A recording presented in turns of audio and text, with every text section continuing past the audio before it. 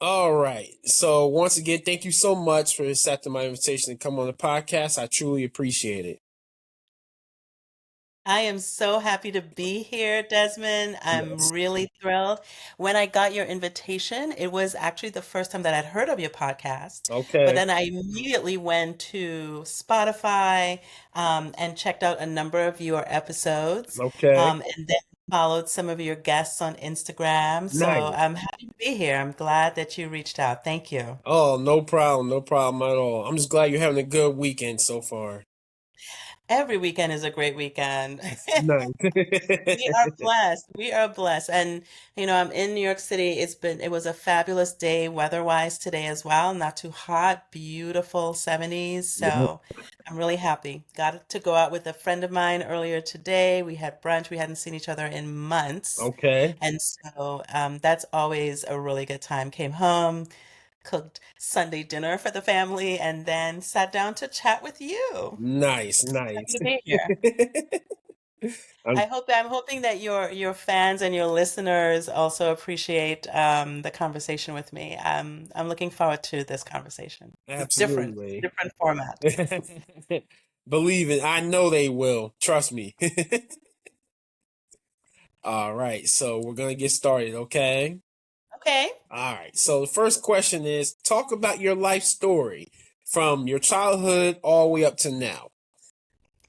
I know. So you asked this of every single person that comes on. I Yep. should be ready. I thought, let me get some talking points.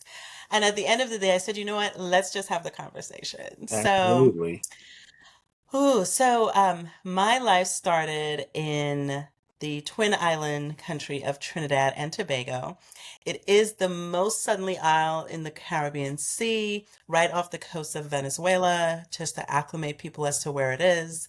It is not Jamaica, it is not Barbados, it is not Antigua, it is not Cuba, Trinidad and Tobago. Okay.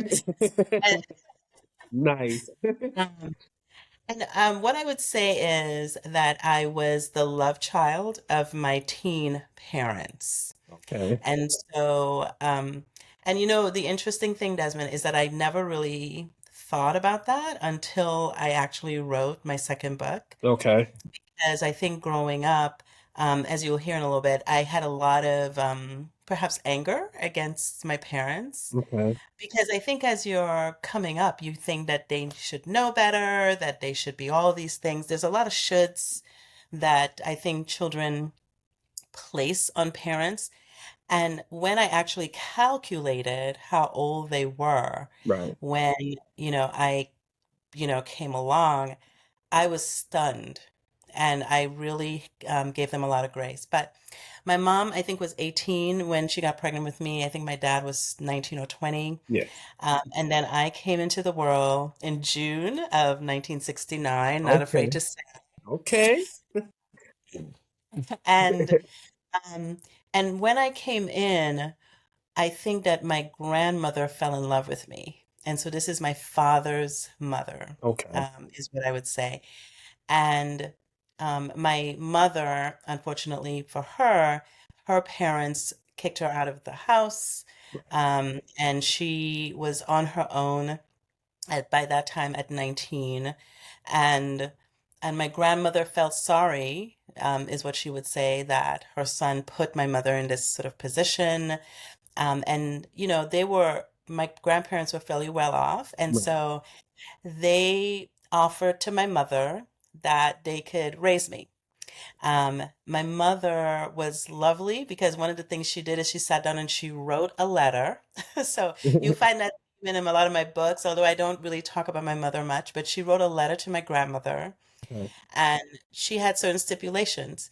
Right. She had thought long and hard about it, but she said, Carlene, which is my real name, my Scarlet Ibis James is my pen name, Okay.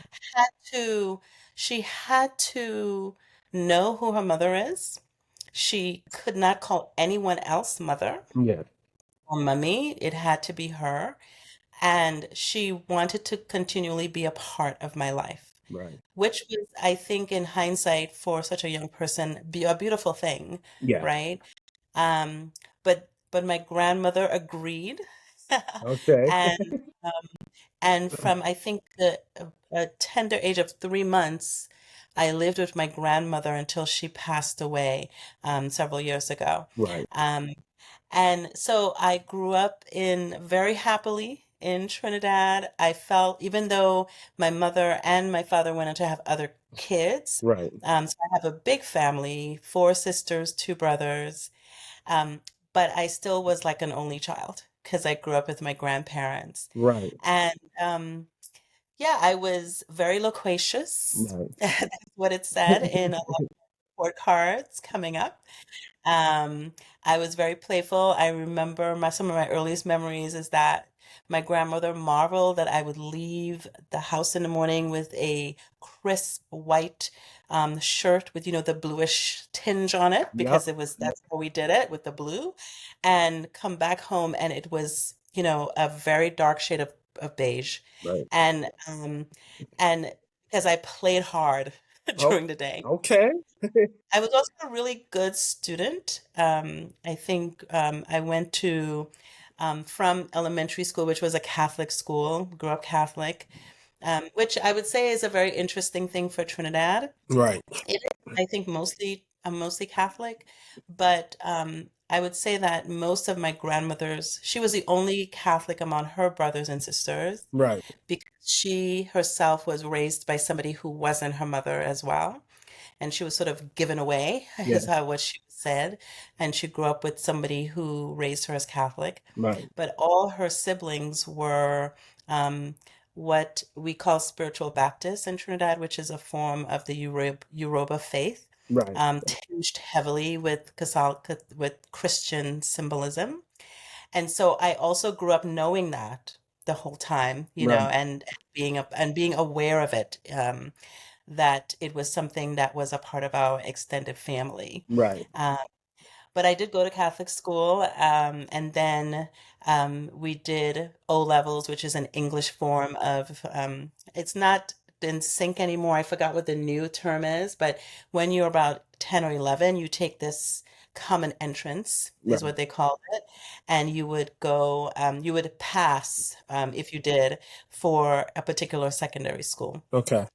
So I then went on to a government secondary school, San Juan Government Secondary School, or SAWA, as we Okay. say in Trinidad, Okay. which for a lot of my formative years was where it found me. I also continued to excel, I think. Memory's a hell of a thing. So I felt as though I was so smart at SAWA Government Sec, and I did so well. I was always in competition with another person. Her name was Kathleen, but I was always, we were one and two when the results came out. Right. But then I found like my grade sheet from graduation, and it wasn't as I imagined or as I Right. remembered. But it was a lovely 5 years of my life Okay. going to Sour Government Sec. I'm still very much connected to every single person. We have a very active WhatsApp group that we're still a part of. But what I would say is that I was quite studious. In addition to which, my grandmother never allowed me to really participate in a lot of the extracurricular things that happened. Yes. Grandmother, I think, was very perhaps maybe even linked to the letter that my mother had written. This child was in her care, and there's so many things that is not going to happen, not going to happen while my watch. Yes. And so, what I would say is that the circles that I participated in, etc., were more. I would go to the library every day. Um, my adventures came in the form of books. Some of the books that I read were pretty raunchy. Okay. Somebody who is less than 15, but my grandmother thought a book is a book. So Right. it doesn't really, she's always in a book, but little did she know what I was really reading. Right. And so I think that that's where my love for adventure, romance, etc. What I would also say, Desmond, to your fans, that one of the books that I would read was it was a series called Angelique. It was a French set of books. Okay. Um, and the author was Sir Jean Golan. And it's only recently, again, just going back and doing research on my own childhood that I realized it was a female writer. She wrote under a man's name. Right. And, and all these books I read, but I love them because they were strong female characters. And you'll see that again in all the things that I produce. Usually it's very strong Okay. female characters that come out in my book. So anyway, went to secondary school, came out, did my A levels at University of the West Indies sixth form, which was the transition between high school and university. It usually involves advanced level studies. Did accounting and economics. Why? I don't know. That's It was I think again, my grandmother, very influential in my life, insisted that I was an artist. I really loved art more than anything else, and of course, writing. But she felt that I needed to pay bills and have a good income. right. And then my aunt, who's my father's sister, she was an accountant, so I was like, okay, well, I could be an accountant. Um, but then at some point between, I would say 13 and 15, um, I rebelled in many ways. Uh-oh. I wasn't as like some of your guests, but what I would say my version of rebelling is I told my grandmother I did not want to go back to church. I did not believe um, in a lot of the things that were being taught. I was not allowed to not go. Right. I definitely expressed myself in a way that I think she didn't expect. Um, and then the other thing is, I was so angry at one point that I said to her, as soon as I graduate, I'm gonna leave. I'm gonna go to New York and I'm gonna live in a studio apartment. Okay. And she said, "Good luck with that." She Uh-oh. Well, dang. had so many words, but she knew there was not no possibility of me doing that. Right. But I did move. I did move when I was 21. My father, who lived in the U.S. all my life, Okay. um, he actually did all the papers and the immigration papers to have me come up at that point and join him. And so I came up, lived in New Jersey for a minute, and then moved to Brooklyn because again, I had this thing in my head of what I wanted to do. And what I would say is that throughout my life, I'm a big manifester of destiny, Yes. of my own destiny, the things that I think. That I want, I investigate, I go after, I do vision boarding. And even before I knew it was a thing, I did it, Yep. right? I knew I had a very good vision. Of course, as you're planning other things, Yep. life happens. I met my fabulous husband through friends Okay. in New York, in Brooklyn, New York. We got married after a very short time. My grandmother only wanted to know if he was Catholic, which he was. And so she approved, sight unseen. Um, and then we got married. And what I would say is that being at that point now, 23 in New York, Okay. um, was not easy. And again, I think when I was single, renting and everything was okay for me. But from the time I got married, I had the vision in my head of what my grandparents had. Okay. I wasn't going to bring children into the world unless we had a home, and I think it's amazing how the lessons that you teach yourself even when you're not even aware that you're being taught those lessons, Right. right? No one said to me that these things had to happen, but that's what I believed. And so at that time, the company that I worked with gave me an opportunity to move to either Memphis or Atlanta. Okay. And I then had to negotiate with my very Haitian husband. And if you know anything about Haitian families, they are very tight-knit. Mm-hmm. Besides being with me, he was with his family. There was no other Right. in that equation. Right. And a lot of his family was in New York. And moving to a different place was never like I don't think he knew what he was signing up for when he Yeah, met. he was not aware. Nope. I didn't include it in Yep. any of the information, instructional information, anything. But I said, look at what we can get. Yep. Because by that time we were looking at homes and the cost of homes, great now in retrospect. Right. They were Absolutely. probably right, but we couldn't afford it. We couldn't, and I didn't see myself buying what we could afford, Right. where it was located, what it looked like, all the things we had to do to it. And so I think there's a divine order to life as well, Desmond. So I think that the opportunity for us to move somewhere else was really serendipitous because it just came at the right time. Um, and we chose Atlanta, primarily because at that time I went to Times Square. Yes. This was way before internet. So I went to Times Square to get newspapers from Memphis, and I got one, a Sunday newspaper from Atlanta. Yeah. That one had more jobs. Because I also didn't believe that the company would be successful. Right. So they were off to go, but I saw it as an out. I didn't think that their model would work, and I was right. And so we moved to Atlanta. We lived in Smyrna at first. Right. We bought our first home in Stone Mountain, Atlanta. And then probably about 2 weeks after buying our first home, the company went out of business. Right. Oh my Lord. But I was prepared. And I think that because again, the job market was amazing. This was prior to the Olympics coming to Okay. Atlanta. Atlanta was just booming, and so I got a new position.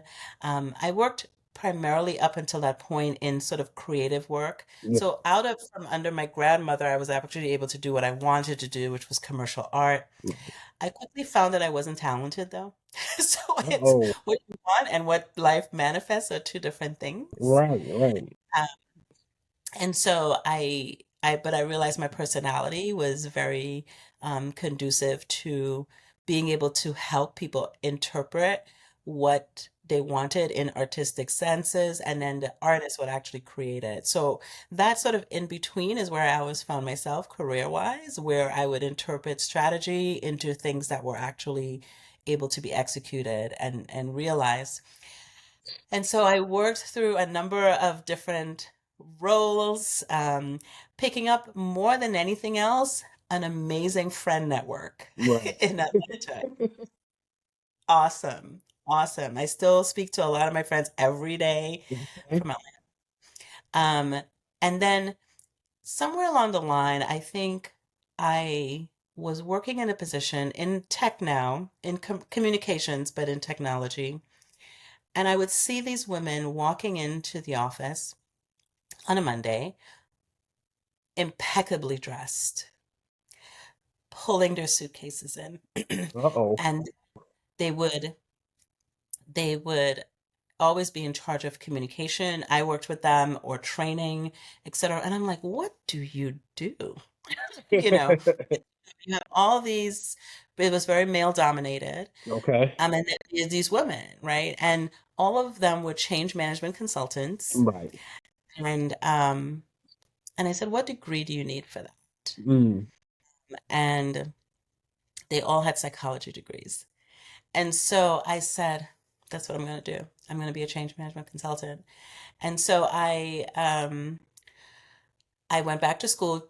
The company that I worked with at the time paid for us to get our bachelor's. I didn't have Okay. my bachelor's up until then. I was like 27 by this time, and did it part-time while I worked.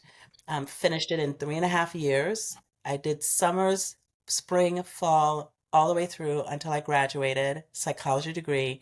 And then I posted on monster.com, change management professional. Okay. And I put my actual experience, but then I have a psychology degree. Here are the courses that apply. An amazing small business owner out of Boston hired me as a consultant. Okay.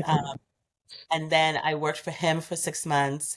And then lo and behold, PricewaterhouseCoopers, PwC, contacted me. They wanted me to come work for them. Right. By the way, the women who I was talking about before all work for PwC. So again, this whole thing of manifesting what I want, and calling that vision to myself is something that, again, is evidenced Right. by that situation. Worked for there until I became pregnant with my our first child, Right. um, and amazing baby boy, and he I could not see myself being on the road anymore. So as a consultant, you travel Right. for, at that time, 4 days a week. It was mandatory at that time, um, and I couldn't. So after he was born, I did some work with international where I was able to work remotely for a little bit, but then I said I've got to find something else. So I used my network, and then ended up working for Bank of America, which was amazing, right? And then probably when he was about 4 years old, I ended up adopting Uh-oh. um, my older son. Um, and I would say that he was always my son. He is a family member, but I feel like we were always so tight and close. It was amazing. Okay. And he had lost his parents. And my husband and I asked him if we could adopt him. And he said yes. And Okay. so he joined our family just before we left Atlanta. Um, and so he did his high school in Atlanta and everything. So now we have two boys. And then I think that Atlanta came to the point where, especially after 2008, Okay. my husband was in construction, and it just went really bad. Oh And man. so we needed a different, yeah, we needed a different scene. Let's put it that way. Uh, and one of my mentors and sponsors had just recently moved to Connecticut. Um, and I sent him a note and said, I think you need to send me the link to one of the openings. And he thought I was kidding. Like a lot of people thought I would never leave. And I said, no, I'm not kidding. Just send me the link. You're I right. will apply. All you need to do is send me the link. I will apply. I will interview. I will get the job, but you just need to send me the link. Yeah. And he did. And they ended up paying for our move to Connecticut. Right. And so hubby and I moved up to Connecticut. Um, my older son by that time, he had graduated high school. He had started at University of Georgia. Um, and I would say he wasn't ready for University Uh-oh. of Georgia, is what I would say. Yeah. And not wanting to spend money in vain was never a thing for me. So I said, well, what's your plan B? Right. And he decided his plan B was the U.S. Marine Corps. And so at the time when we moved up to Connecticut, my older son went into the Marine Corps. He was very successful and came out after 4 years, rejoined us in Connecticut at that point. Okay. I love Connecticut. Again, I was very much into business, technology, working with people. I enjoyed um, just life in general. I feel like I have a very where if I have this mantra, I bloom wherever I'm planted. Wherever I'm planted is exactly where I need to be, whether it's for me or whether it's for somebody else. Yeah. So it might be that I might be a blessing to someone else or someone else is a blessing to me, but I really look at every situation that I'm in. And then, so I'm coming up, I'm almost there. And so a lot of, a lot of what I experienced in Connecticut was lovely, but really geared around my younger son who was growing and moving. And then the pandemic had hit. Right.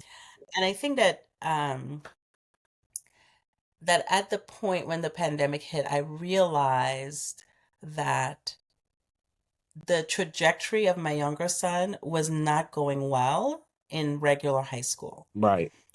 He's diagnosed with ADHD, but I think beyond that, I have a real we're in New York, so you will hear Of course. like Yep. sirens and just Yep. like So I would say that for when I look back at even my high school, and when I look back at just boys in general, I feel like um, the concept of ADHD is a real thing, but I don't think that we think of it in the way that they just learn differently. They need different, completely different things. Right. They're not, they're very smart. They're very, everything positive. But in the structure that we have for education, it's really not built for them to thrive Right. at all. And I think even as parents, we're not really equipped a lot of times to really um, cater to the needs of these boys. So I would say that, so if during the pandemic is when it really became clear to me, because which I feel like the pandemic was a blessing to our family, because had it not happened, I would not have seen it Right. myself. But him being at home in school, Yeah. me being at home at work, I was able to see, whoa, this is not good. Right. And so I started looking for alternatives for different types of school options. And I found one in Fork Union Military Academy. It's a college prep school, even though it has the rigor of a military academy. Okay. But what they do is very different in that they have their whole cohort goes through a class in 7 weeks. So instead of doing it over a whole semester, all you do is one class every 7 weeks. Right. And that sort of focused and structure and all of that was very good. I felt like it could have been better for him Right. than doing 5 classes where he has to keep track of all these things. And it was just not, the executive functioning was not there. No. So during the pandemic, he went to boarding school at that point. Um, but then my husband and I feel like we really thrived in Atlanta. In Connecticut, although I had a really fantastic network of mostly professional women or related to the church that I, loved and cared for, I just never rooted as much as I did in Atlanta. Okay. Um, in addition to which, my husband, when he has an architectural engineering degree, and so his work was never in Connecticut. So he would either be going to Boston or going to New York. It was never where we were. Right. And now our older son is in the Marines. Our younger son is in boarding school in Virginia. Like we were like, why are we here? Right. Like we don't, I know we're here to so then I sort of, and also what I would mention is that I love the company that I worked for, Okay. but because I was very much involved in the diversity um, initiatives that were a part of it, I knew the flaws. Right. And I knew that I probably would not, and I'm very ambitious, so I wanted to get promoted. I wanted all these things, but I knew I wasn't going to get it if I stayed. I Right. knew it because I had seen the data associated with it. Yeah. And so I said, you know what? Let me see what else is out there. And again, another amazing mentor and sponsor. I had reached out to her just as a kind of understanding what's the possibility because she had left. And so I wanted to understand what was her experience. And she said, wait a minute, are you looking? Uh-oh. It was brilliant. She created a job for me. And I worked remotely because the pandemic had hit. But they were based in New York. Right. And so once a month, I would come to New York for a week, work here. And that seed that germinated from the time I was like 12 or 13 Right. of I will live in New York started to bloom. And so I said to my husband, why not now? And that's what we did. We moved to New York. So as you know, and I think the reason why you reached out to me is that I started writing. Excuse me, sorry. No worries. It's okay. I started writing and I started writing because in between the company that I work for in Connecticut and the company in New York, Yes. I felt that people just knew me as a nice person. Okay. I need to drink some water. Hold on. Yeah, take your time. Excuse me.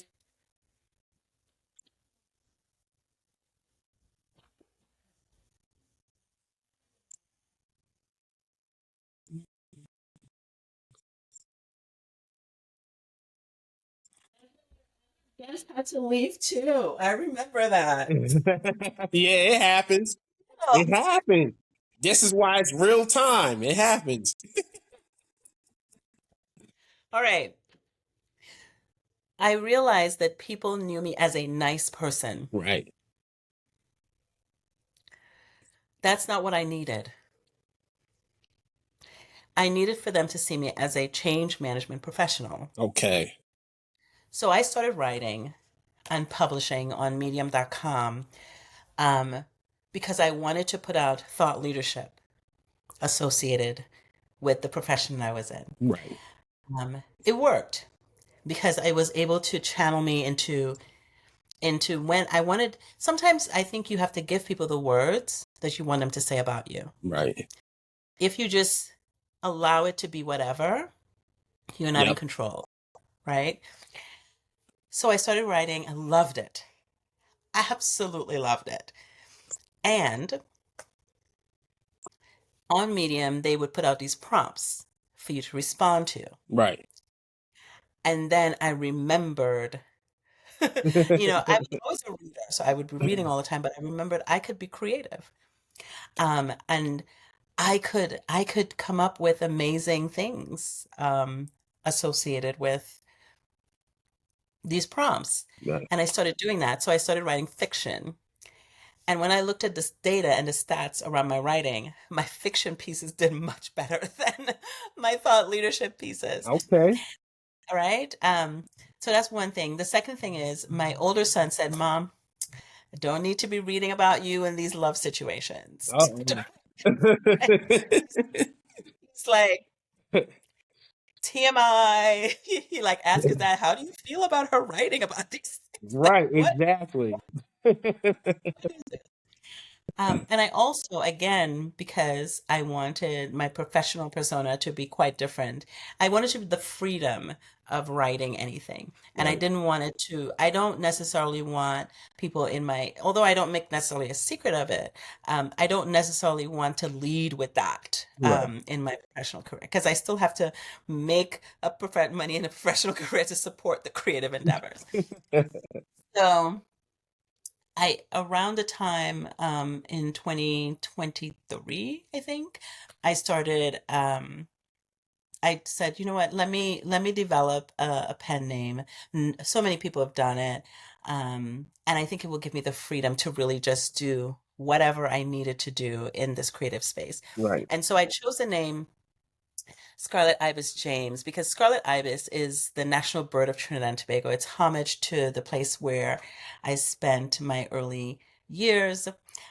James is actually my mother's maiden name, Okay. and just very much a part of who I am.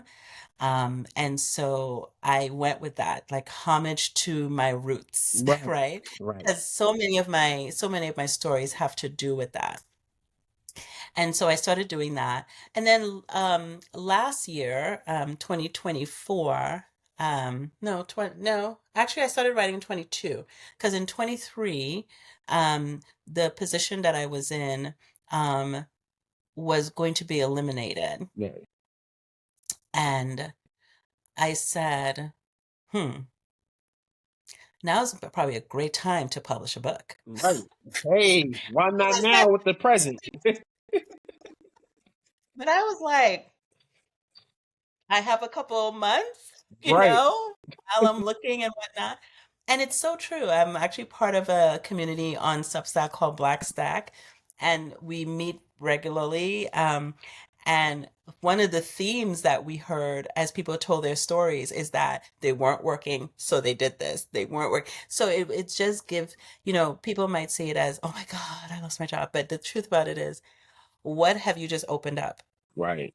What has opened up because you have this time, right? Right. So So yeah, that was it. So Scarlet Yearnings was my first book that I put out, which was actually just stories that I had written throughout the years on Medium Okay. that I put out that were very successful on Medium, and I pulled them out and put them in a collection of short stories. They're not related in any way. So it's just a collection. Um, Loved it. Okay. I'm always um, and many of the stories have to do with me, right? Of course, of course. They're touched. They're like fictionized scenes, but then very much, generously sprinkled with all kinds of amazing spices. It's not a spicy book. Not Uh-oh. a, Okay. it is not. It is not. Hey, It hey. is. Some people get disappointed, and I'm like, nope, not spicy. Yeah. But it does have to do with human love and desire, Yeah. which you'll see I explore in a whole lot of different ways. All right. And then my second book, I published earlier this year, grew out of the first one. The first story in the book. Now, this one is definitely very generously laden with my life stories Nice. in my interpretation of them, and also as I imagine what they could have been. Right. So, it really helped me exorcise a lot of the challenges that I had with my father, who my father and mother were always a part of my life because I Okay. grew up with my father's mother. My mother was always in Trinidad. I spent the most time with her. Right. But my father was more of an enigma. I didn't know him at all. We never really had any full conversations ever. Right. Like, because he was an adult, I was a kid. I did not love that, I was put into this situation. I didn't see it as a blessing. Right. Um, I did not appreciate it, is what I would say, as a blessing, Yep. how I grew up. And so this book really helped me address how I saw my father, how I saw the relationship, and how I could bloom into something that considers his story, my mother's story, my grandmother's story, Right. one. And so here I am. So I'm here on a Sunday in August talking to Desmond. I'm in the city where I said I was going to be. I'm in this real city now, Yep. um, and really, I'm just looking forward to continuing to work. I do still work as a change management consultant, love it. I Okay. get joy from that. And I'm continuing to write. And so the next things that I'm going to do is probably translate one of my books, this Scarlet Yearnings, is probably best to be translated Yep. into other languages. I'm also working on two new books that the characters keep knocking at me, Okay. but my younger son is here. My older son is beautifully independent at this Nice. point, which was my goal. And so, yeah, that's my story. That's the story. I'm sticking to it. Nice. Nice. You hear that, listeners? It's all truth. No false. No fiction. No, not at all. Not at all. So your next question is, why choose short stories over traditional novel format? I think that because it was born out of the medium.com experience, most of the times those prompts had a word limit, Okay. and they really forced you to get to the core of the story. Right. What it ended up being, and this was true both for my collection as well as the novella that I publish, is Right. that I tend to do things in snapshots. Yeah. So here's a snapshot, and here's a snapshot, and so it's very tight. A lot of my people who read the book talk about the economy of words that I use. So I say that because it was a selection that was pulled out of Medium, and that was what I wrote. That is one way of looking at it. Right. The second thing that I would actually say is that it has to do a lot with my own personality. So I talked about my son having ADHD. I probably have undiagnosed or Google diagnosed Okay. ADHD. So I have a very short attention span. Long books are very challenging for me. Mm. Most of the books that I read are shorter story, like short novels. Like I don't, if it has to be much longer, I've got to listen to it Okay. and over. And so I do a lot of audibles in that way. But I think it's a book, both books, and the short story is really um, appealing to people who are like me and are short on time. They only have a small window, Right. and they're able to listen to this, get some delight, and move on with their day. Right. I think the last thing that I would say as well is that um, even it's a book of short stories. One of them is very long, Yep. and that was the favorite of most people. So I may have to do some. I actually, for the sequel to that book, I am doing something very different and really um, developing my stories more, etc. I think I'll eventually get to a novel, Desmond, but I'm just not. It hasn't come yet, is what I Gotcha. would say. It will come when you least expect it. Yes, yes, and I will welcome it, and I will welcome it. Absolutely.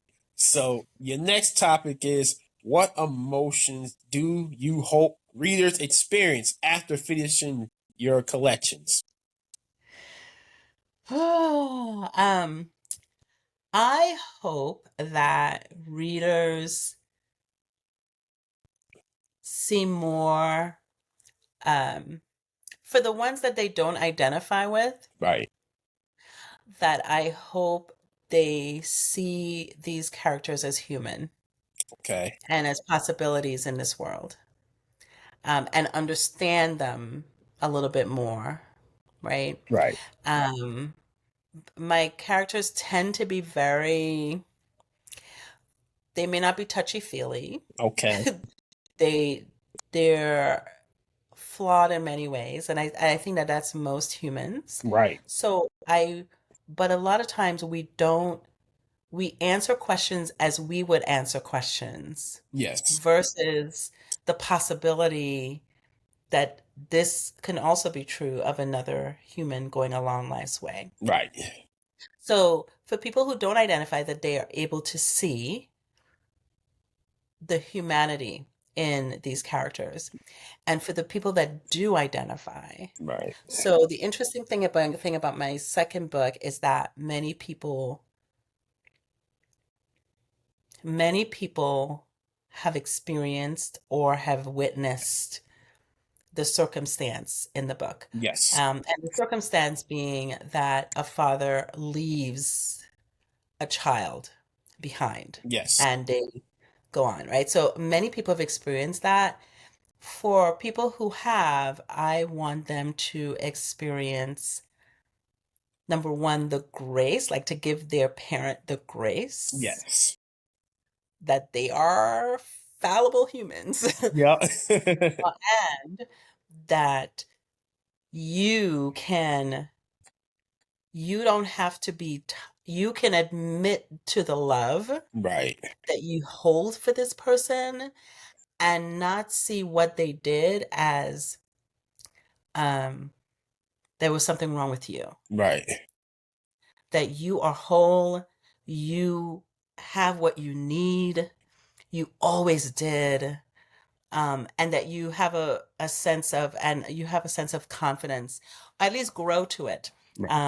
At least be able to look that in the face and recognize that what they did at the time that they did it was what they probably thought was best, or what they thought they could do Right. or not, right? But it has no bearing on your beautiful self. Right. So Definitely not. you can, Nope. that's right, that's right, that's right. And you got to let them go. Right. That's Let them got go to. along with the stuff that they've done. Let them go. Let them go. Let Let it it go. go. Let it go.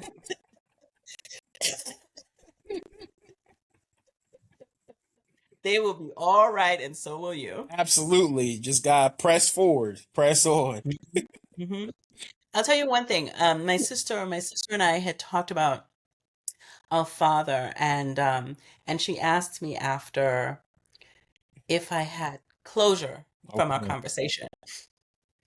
I said, I told her at that point um, that I I will never have closure, in that he is not around to tell me what was real or not.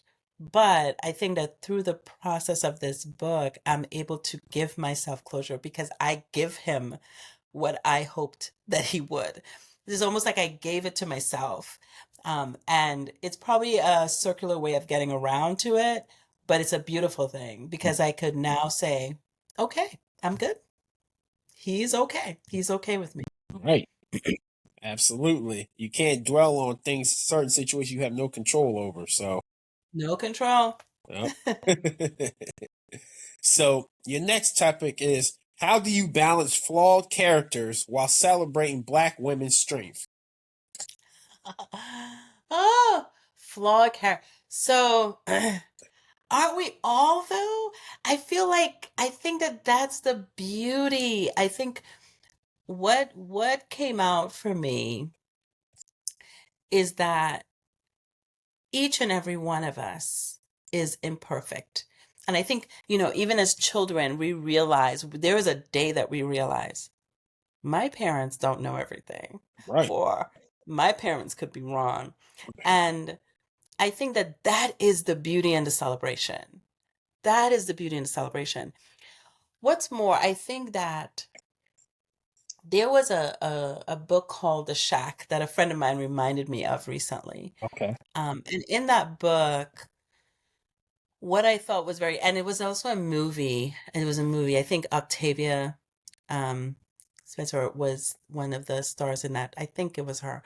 But anyway, in The Shack, there was this the protagonist had a really tough relationship with his father, who really abused him in the sake of discipline, Right. right?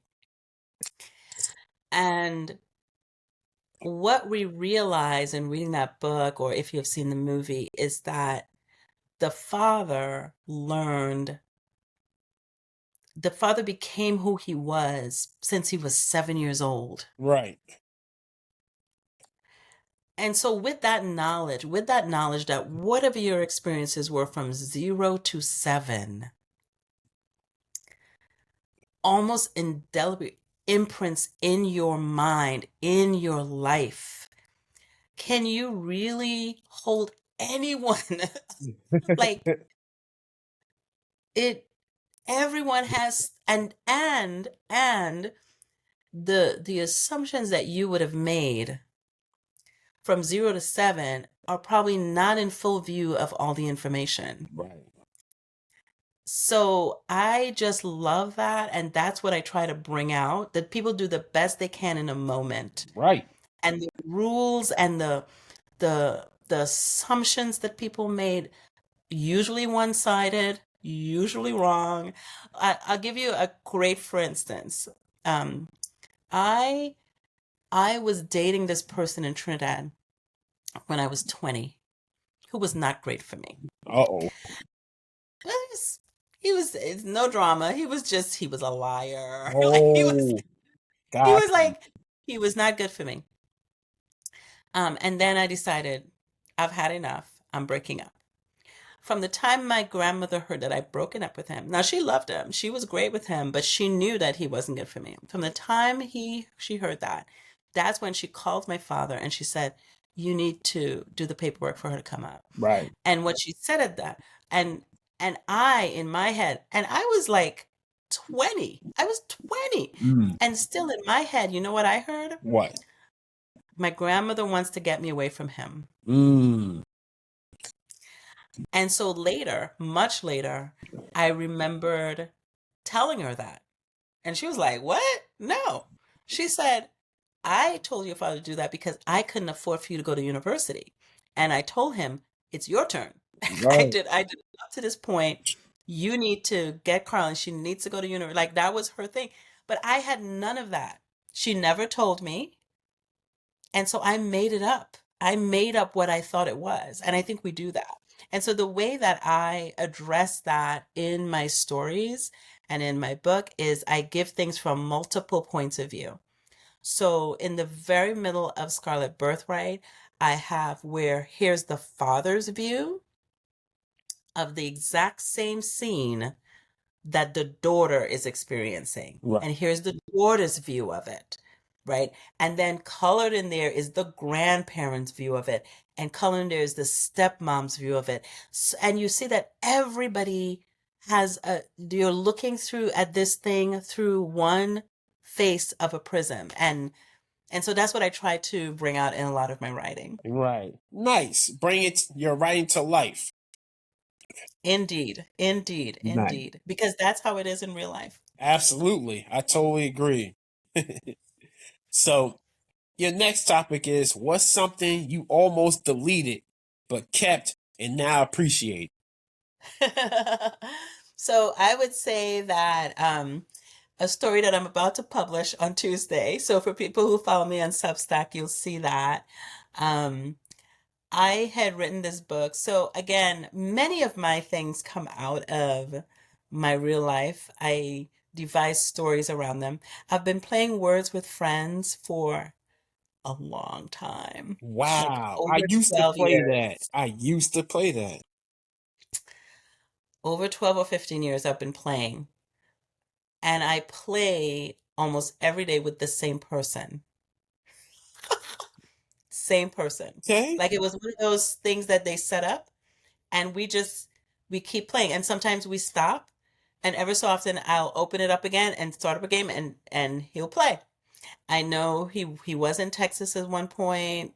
We're both married. Like he's retired. Like it's Okay. I don't know. He doesn't know who I am. I don't know who he is. But Oh, we've been playing this long running back and forth. And so I had written a story or a series of stories on Medium. It didn't make it into the book. Um, it wasn't the right story, I think, for the book because it gets a little dark. But it was one of those prompts again that I had responded to, and I'm glad that I didn't um, put it in the book. But I also didn't like let it get away with me because what I did this past weekend, because I write only on weekends. okay. That makes sense. Yeah, I write only on weekends. Is I revisited it now that I know better how to write stories because you improve over time. And so I was able to rearrange things and add things in and answer questions that weren't answered. And um, it's always good to come back to those stories and look again at what your thought process would have been. Um, what I also didn't realize that I probably knew then, but I didn't remember is that um, I took like bits and pieces from different parts of my life to put into the story as well. So I heard a story recently. This woman was giving an interview in a podcast, and she talked about the fact that some stories are written for you. Right. Some stories are written for somebody you never know, right? But they get it at the right time. I think it's important not to delete stories because but it is, I think, important to publish, even if it's not perfect, because the way that you have it is perfect for the person that needs it. Um, and I do see writing and publishing as being an instrument of almost life's longing for itself. I'm getting all Khalil Gibran on you, but See? life's longing for itself. Um, I think that you're used in many ways. You're being used, Desmond, to bring this story to a lot of different people. And I think being the hand of whatever you call God in this world through writing is really important. So I don't necessarily believe in deleting stories. Um, there is one though that I changed it. Um, and I had done another recording in the middle of it, and I had forgotten how I had written her Okay. because I had changed her because I wanted her to be something different. But again, how she was originally written was probably needed by somebody. Right. And I'm hearing like people responding to that original reading that I had done. And I'm thinking about her again. I may have to come back and rewrite that because I did write over. I didn't quite delete, but I wrote Yeah. over her Yup. in a different way. Yeah. Um, but yeah, I hope that answers your question. Yeah. Absolutely. You nailed it on the head. So at this point in my pod, I always turn over to my guests and you can ask me any question that you want. Well, I'm interested in, thank you. Yep. You're welcome. Uh, I am interested in what is your goal, or what do you hope to accomplish by this podcast? Just be able to spread your message, your life journey, your stories out to a bigger audience. Just like to expand upon everything that we talked about pretty much. Have a new audience for you. You get new ideas for future stories to write in books and probably write a longer book than a short novel now. Oh, so you wanted a longer book. Is that what I'm hearing? Yes, most definitely. So, Yeah. yes. Yeah. Yeah. Very interesting. Very interesting. Yes. What kind of responses have you gotten already from people to your podcast? Very positive responses. Very positive. People, I try to make my podcast episodes about the person I'm interviewing. And I just ask the questions and I just move out the way and just let the person talk. So I feel like that's a better way of interviewing people so you can hear the person's trials and tribulations, the things they've been through, the ups and downs. They share their interests, their careers, their future goals, family, all that stuff. So it's been very Mhm. positive. Yeah, I've loved what I've heard. I also tuned into one where you didn't have a guest and Yep. you shared your ideas Yep. for that episode, which was lovely to hear. Yep. So I was curious, has anybody asked you to tell your life story? Not that I'm asking you at this point, but I'm Hmm. asking. No, that's funny. Nobody's ever asked. Nah, I've given bits and pieces like when I'm doing this type of back and forth like we're doing now, but nobody's ever asked me. No. So if you had to sum it up in like 5 sentences, Oh, what would your life story be? I would say my life story.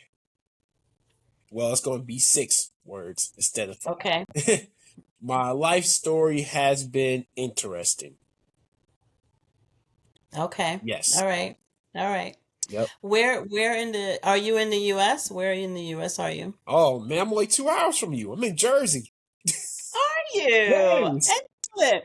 And so that's where my father lived all my life. He lived in East Orange, Nice. East Orange, New Jersey, Yes. Awesome. And I worked there as a consultant for a little bit in New Brunswick, um, and also Hoboken early on. Okay. And I just went to dinner in Jersey the other day. Nice. I know. I know. It was I was meeting somebody from New Jersey, and I think that he always comes to New York. And so it was a double date for us. I said, we'll come over Okay. Nice. We'll do it one time. Let's do it. one time. There's one now. Two, you're stretching it. We're not close of friends. That's Yeah, just bad. yeah, yeah, yeah. We friends, but yeah. Let's not get crazy. Yeah. Just keep it chill, mellow. Come on now. I love that. I love that. Thank you for sharing. Thank you for sharing. Of course, no problem, no problem. So, before we end this episode, is there any last words you would like to leave with the listeners? And would you like to share your social media handles as well? Oh, sure. Well, I should have prepared for this one. What do I want to leave your listeners?